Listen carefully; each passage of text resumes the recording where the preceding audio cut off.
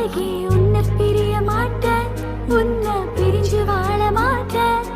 அது சொர்க்கம் என்றாலும் நரகம் என்றாலும்